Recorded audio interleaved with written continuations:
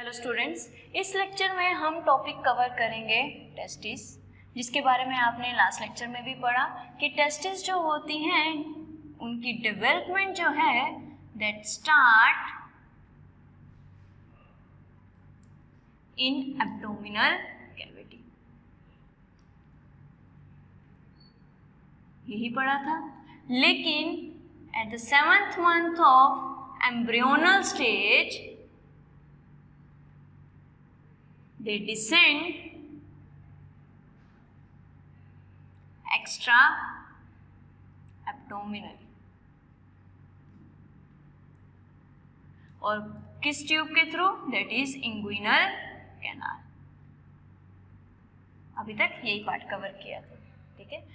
तो इसका मतलब टेस्टिस जो होती है they are present extra एब्डोमिनली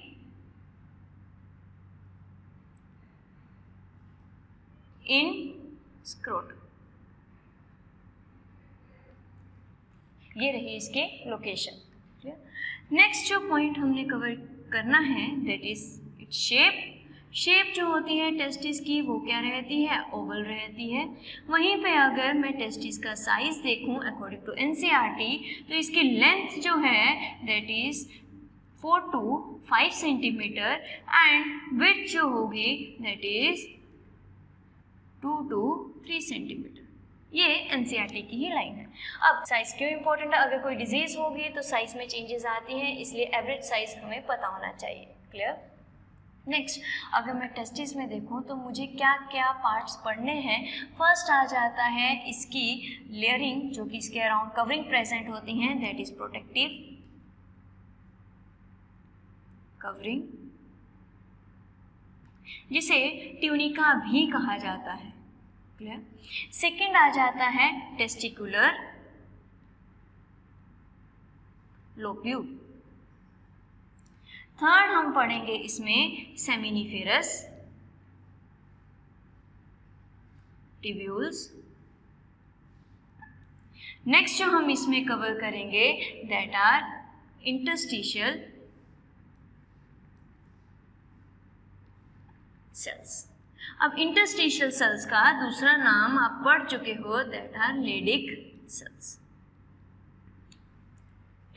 now protective covering मैंने कहा, क्या कहते हैं इसे? ट्यूनिका कहते हैं। अब क्वेश्चन आता है इसके सीक्वेंस के ऊपर। तो आउटर मोस्ट जो कवरिंग होती है that is known as tunica vaginalis.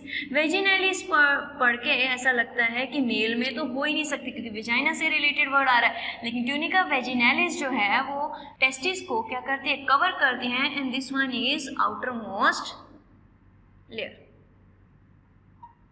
Clear? Second आ जाती है ट्यूनिका एल्बुजिनिया।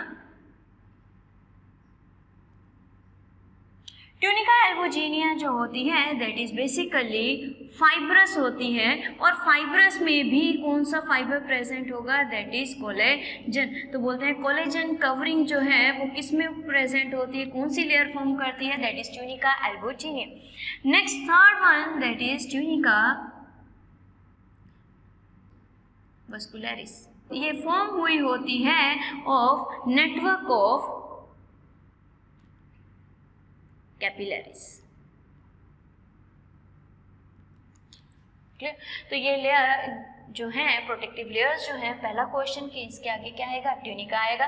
सेकंड क्वेश्चन इनका sequence, first one is outer most is tunica vaginalis, next is tunica albuginea, inner most जो होगी वो ट्यूनिका वस्कुलरिस होगा।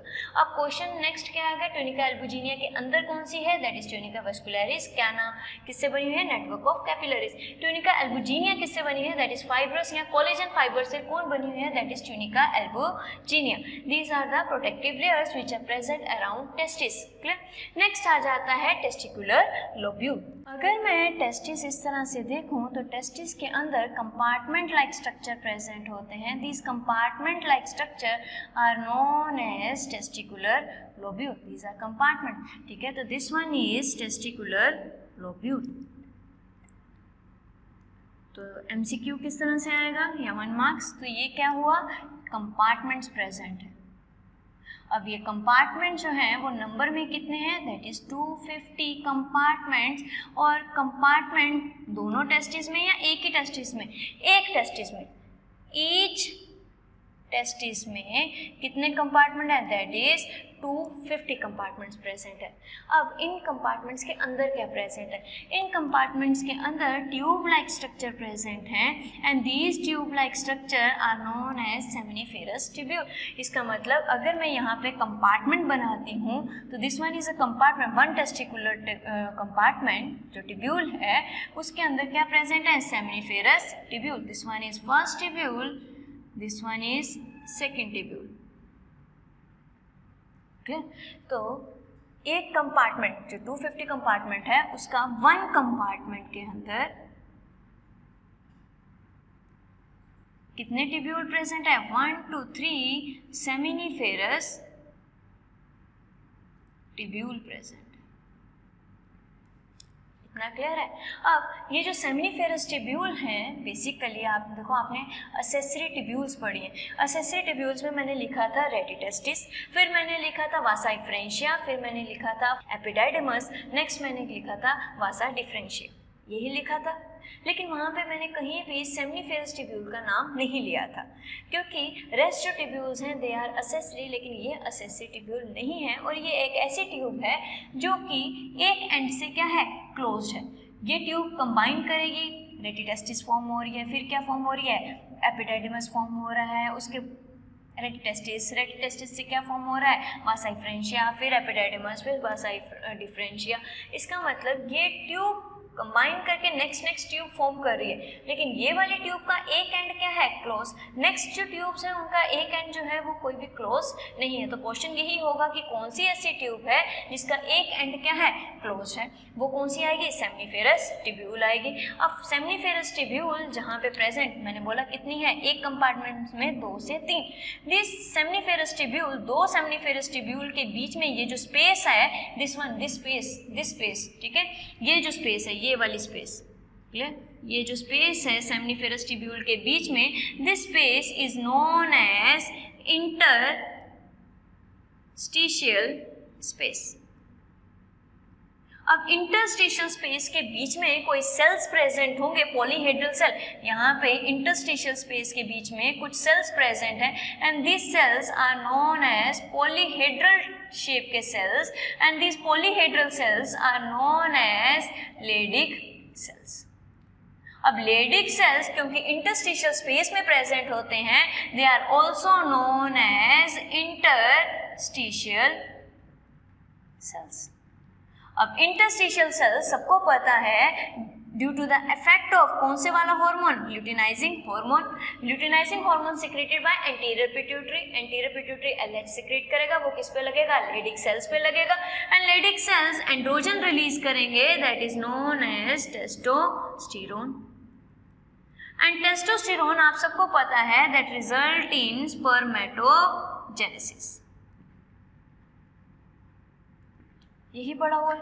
अब ये स्पर्मेटोजेनेसिस असल में होगी कहाँ, स्पर्मेटोजेनेसिस जो होती है वो टेस्टिस के अंदर किस पार्ट में होती है, दैट इज सेमिनिफेरस ट्यूब्यूल के अंदर होती है, क्लियर। तो सेमिनिफेरस ट्यूब्यूल का अगर स्ट्रक्चर देखा जाए तो इसमें जो जर्म लेयर, यहाँ पे जर्मिनल एपिथेलियम प्रेजेंट है, उसमें 2 टाइप के सेल प्रेजेंट हैं, दिस इज क्यूबॉइडल सेल और एक long cell present, tall cell present होता है विच इज पिरामिडल।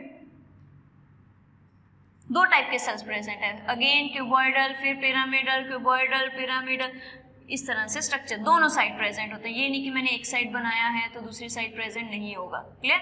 इस तरह से सेमिनिफेरस ट्यूब्यूल का स्ट्रक्चर होता है। तो इसका मतलब ये जो layer I, this seminiferous tubule की लेयर को कहते हैं germinal epithelium, now germinal epithelium में मैंने बोला 2 टाइप के सेल्स आए, एक टाइप का cell is cuboidal, next type का सेल इज पिरामिडल। पिरामिडल या तो मैं कहूंगी कैसा है, टॉल सेल है, clear. This cell is known as Sertoli cell, नाम पहले सुना हुआ है। Sertoli cells are also known as nurse cell and they are also known as sustentacular cell. ये इसके दूसरे नाम है। अब क्यूबॉइडल सेल्स जो हैं they are known as male germ cell. इसका मतलब यही सेल है दैट विल गो स्पर्मेटोजेनेसिस। जब वो स्पर्मेटोजेनेसिस में जाएंगे तो that result in formation of spermatozoa. अब स्पर्मेटोजोआ असल में है क्या? That is sperm. जो फुली डेवलप्ड जो सेल है, जो चेंजेस शो कर, जो मैचुरेशन शो कर चुका है, उसे क्या कहते हैं? स्पर्मेटोजोआ। स्पर्मेटोजेनेसिस में पढ़ोगे स्पर्मेटोजोआ को किसे कहते हैं? स्पर्म को कहते हैं। क्लियर? तो क्यूबॉइडल सेल कौन से है? Male germ cell. Male germ cell undergo जाएंगे स्पर्मेटोजेनेसिस और वो क्या फॉर्म करके स्पर्मेटोजोआ। तो स्पर्मेटोजेनेसिस होती किसकी प्रेजेंस में? टेस्टोस्टेरोन।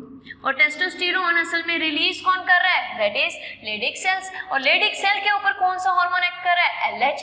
एलएच किसने सिक्रेट किया था? Anterior pituitary. और एंटीरियर पिट्यूटरी को किसने एक्टिवेट किया था? हाइपोथैलेमस। कौन सा सिक्रेट किया था releasing hormone? Gonadotropin releasing hormone. ये आपने इंट्रोडक्शन चैप्टर में टॉपिक में कवर किया है। क्लियर? तो now what is the function of Sertoli cells? उन्हें नर्व सेल भी कह रहे हैं। इसका मतलब नर्व सेल कह रहे हैं तो एक तो चीज है कि ये क्या प्रोवाइड कर रही है? फूड प्रोवाइड कर रही है, इसीलिए इसे क्या कहा गया है? Nerve cell. क्लियर? तो next is function of Sertoli cell. तो फर्स्ट फंक्शन जो रहेगा that provide nourishment for spermatogenesis. Next function अगर देखा जाए, स्पर्मेटोजेनेसिस के लिए एक हार्मोन चाहिए दैट इज एंड्रोजन। तो ये जो सर्टोली सेल्स हैं they secrete a hormone that is androgen binding protein. अब ये क्या है? Androgen binding protein. आपने पढ़ा this one is seminiferous tubule, ये आ गई दूसरी सेमनीफेरस ट्यूब्यूल और यहाँ पे आ गए लेडिक सेल्स, यही पढ़ा है। अब लेडिक सेल्स जो हैं वो टेस्टोस्टेरोन सिक्रेट कर रहे हैं और हार्मोन जो है वो हमेशा ब्लड में रिलीज होते हैं। अगर ब्लड में रिलीज हो रहा है तो molecule always move from higher concentration to lower concentration. इसका मतलब टेस्टोस्टेरोन फिंगर में भी है, टेस्टोस्टेरोन फुट में भी प्रेजेंट है, ब्रेन में भी जा रहा है, ब्लड में सर्कुलेट हो रहा है। लेकिन उसका टेस्टोस्टेरोन का मेन फंक्शन कहाँ है? टेस्टिस के अंदर, वो भी किस पार्ट में? सेमनीफेरस ट्यूब्यूल के अंदर, क्योंकि वहाँ पे क्या होनी है? स्पर्मेटोजेनेसिस होनी है। तो फॉर स्पर्मेटोजेनेसिस यहाँ पे टेस्टोस्टेरोन का अमाउंट क्या होना चाहिए? ज़्यादा होना चाहिए। तो सर्टोली सेल्स क्या करते हैं? केमिकल सिक्रीट करते हैं, प्रोटीन सिक्रीट करते हैं that is androgen binding protein. ये जो प्रोटीन है बेसिकली वो इस तरह से टेस्टोस्टेरोन मॉलिक्यूल को बाइंड करके रखता है। तो this one is testosterone and this one is androgen binding protein. तो एंड्रोजन बाइंडिंग प्रोटीन टेस्टोस्टेरोन को बाइंड करके रख रहा है ताकि सेमनीफेरस ट्यूब्यूल में कंसंट्रेशन ऑफ टेस्टोस्टेरोन क्या रहे? ज्यादा, that help in spermatogenesis. Clear? Otherwise तो यहाँ पे कंसंट्रेशन उतनी ही होगी जितनी बाकी बॉडी पार्ट्स में प्रेजेंट है। क्लियर? तो इसीलिए सर्टोली सेल सिक्रीट करते हैं protein that is androgen binding protein. Clear? Next, अब स्पर्मेटोजेनेसिस हुई, स्पर्मेटोजेनेसिस हुई तो स्पर्मेटोजोआ फॉर्म हुआ, तो कोई ना कोई शेड पार्ट होगा। क्लियर? तो that absorb shed part of spermatozoa. Clear? Next function of Sertoli cell, they release inhibin protein. अब इनहिबिन क्या करता है? बेसिकली इनहिबिन चेक करता है FSH की ओवर एक्टिविटी। एंटीरियर पिट्यूटरी दो हार्मोन रिलीज कर रही है, एक रिलीज कर रही है LH। LH जो है वो किसके ऊपर अटैक कर रहा है? लेडिक सेल पे। FSH जो होता है वो किस पे अटैक करता है? Pyramidal cell. इसका मतलब यहाँ पे FSH will attack on pyramidal cells, Sertoli cells to provide nourishment to the male germ cell for spermatogenesis। यही पढ़ा हुआ है। क्लियर? अब FSH बहुत ही ज्यादा रिलीज होगा तो ओवर एक्टिविटी में तो सर्टोली सेल ही मर जाएगा। क्लियर? तो इसीलिए FSH की ओवर एक्टिविटी को चेक करने के लिए या फीडबैक रिस्पॉन्स के लिए कौन से केमिकल रिलीज किया जाता है? सर्टोली सेल्स कौन सा केमिकल सिक्रेट करते हैं? इनहिबिन सिक्रेट करते हैं। Clear? Next, Sertoli cells form blood testis barrier. Next one, it release anti Mullerian factor. अब एंटी मुलेरियन फैक्टर क्या है? ये काफ़ी इंपॉर्टेंट है कि एंटी मुलेरियन फैक्टर क्या होता है। बेसिकली एंटी मुलेरियन अगर देखा जाए वो प्रिवेंट करता है formation of oviduct, prevent formation of oviduct. अब बेटा जो बोल रही हूँ वो लिख लो। जो फॉर्मेशन किसकी हो रही है? ओविडक्ट की प्रिवेंट की जा रही है, इसका मतलब एंटी वाला रोक रहा है। तो मुलेरियन क्या करेगा? ओविडक्ट की फॉर्मेशन करेगा। तो वहीं पे 5 स्टार में लिखो कि जो मुलेरियन फैक्टर है, that Mullerian factor help in formation of oviduct, help in formation of uterus, it help in formation of cervix और small part of vagina। अब मुलेरियन फैक्टर इस चीज को कैसे करता है? क्योंकि मुलेरियन फैक्टर जो है वो डक्ट फॉर्म करता है, दैट इज मुलेरियन डक्ट। इसके प्रेजेंस में जो है मुलेरियन डक्ट जो है that result in formation of oviduct, uterus, cervix and small amount of vagina. Clear? तो मुलेरियन डक्ट जो है वो फीमेल में प्रेजेंट होती है, तभी तो ओविडक्ट, ओविडक्ट मतलब कि फेलोपियन ट्यूब। तो मुलेरियन डक्ट क्या फॉर्म करिए? फेलोपियन ट्यूब फॉर्म करिए, यूट्रस फॉर्म करिए, सर्विक्स फॉर्म करिए। तो हम कह सकते हैं मुलेरियन डक्ट से ही ये पार्ट फॉर्म हो रहे हैं। मुलेरियन डक्ट अपना काम इसलिए कर पाती है क्योंकि उसके ऊपर कौन सा फैक्टर लगता है? मुलेरियन फैक्टर लगता है। अगर मुलेरियन फैक्टर मेल में भी लग जाए, क्योंकि जीन तो उसमें भी प्रेजेंट है, अगर मुलेरियन फैक्टर मेल पे लग जाए तो मेल में भी क्या फॉर्म हो जाएगी? ओविडक्ट वगैरह फॉर्म हो जाएगी। लेकिन मेल में तो ये चीज़ रिक्वायरमेंट है ही नहीं। तो वहाँ पे टेस्टिस जो है उसके सर्टोली सेल्स जो हैं वो क्या रिलीज करें? एंटी मुलेरियन फैक्टर रिलीज करें, ताकि यहाँ पे ओविडक्ट जिनका कोई काम नहीं है या यूट्रस वो फॉर्म ना हो। तो in embryonal stage anti Mullerian factor release होने की वजह से मेल में ये जो ऑर्गन है फैलोपियन ट्यूब, यूट्रस फॉर्म नहीं होते। तो मेल में एंटी मुलेरियन फैक्टर की वजह से मुलेरियन डक्ट डिजनरेट हो जाती है, फीमेल में मुलेरियन फैक्टर की वजह से मुलेरियन डक्ट डेवलप होती है, that result in formation of oviduct, uterus, cervix and small amount of vagina. Clear? तो ये इम्पोर्टेंट है, अलग है, एनसीईआरटी में नहीं दिया लेकिन कहीं एमसीक्यूज में इसके फंक्शन पे दिख जाएगा। क्लियर? तो these are the function of Sertoli cell. Next हमने किया अभी तक कि मेन जो जहाँ पे स्पर्म फॉर्मेशन हो रही है वो कौन सी है? हमारी कंपार्टमेंट में क्या प्रेजेंट है? सेमिनिफेरस टिब्यूल प्रेजेंट है। लेकिन हमने पढ़ी है एसेसरी टिब्यूल्स में पढ़ी है। एसेसरी टिब्यूल्स में तो अब डिफरेंस कहाँ पे आया? अभी हमने पढ़ा सेमिनिफेरस टिब्यूल। अब सेमिनिफेरस ट्यूब्यूल एक ट्यूब लाइक स्ट्रक्चर है जिससे फर्दर कंबाइन करेंगे और फर्दर ट्यूब्स फॉर्म होने शुरू हो जाएंगी। तो सेमिनिफेरस ट्यूब्यूल कंबाइन करेगी और यहाँ ट्यूबुलाए रेक्टाई फॉर्म होगी। ट्यूबुलाए रेक्टा कंबाइन करेगी और फॉर्म हो जाएगी ready testis. Ready testis combine होगी और फॉर्म होगी वासा इफ्रेंशिया। मैंने स्टार्टिंग में भी ये चीज़ बोली थी। वासा इफ्रेंशिया कंबाइन करेगी और फॉर्म करेगी एपिडाइडेमस। एपिडाइडेमस कंबाइन करेगी और फॉर्म होगी वासा डिफरेंशिया। यही किया है। और ये जो पार्ट आ गया बेसिकली ये किस में आ गया? एक्सेसरी डक्ट में आया। अब क्वेश्चन आएगा which one of the following is not an accessory duct? वो क्या आएगी? Seminiferous tubule. सेमिनिफेरस ट्यूब्यूल को एक्सेसरी डक्ट इसलिए नहीं कहते क्योंकि ये वही पार्ट है जिसमें स्पर्म फॉर्म हो रहा है। तो जहाँ पे स्पर्म फॉर्म हो वो प्राइमरी स्ट्रक्चर कंसीडर किया जाता है, हेल्पिंग पार्ट नहीं। हेल्पिंग पार्ट को हम क्या कहते हैं? एक्सेसरी पार्ट कहते हैं। क्लियर? तो ये क्वेश्चन आपको दिखेगा which one of the following is not an accessory duct? तो सेमिनिफेरस ट्यूब्यूल। क्यों? क्योंकि ये वही पार्ट है जहाँ पे स्पर्म प्रोड्यूस हो रहा है। क्लियर? तो that's sufficient for today. Thank you.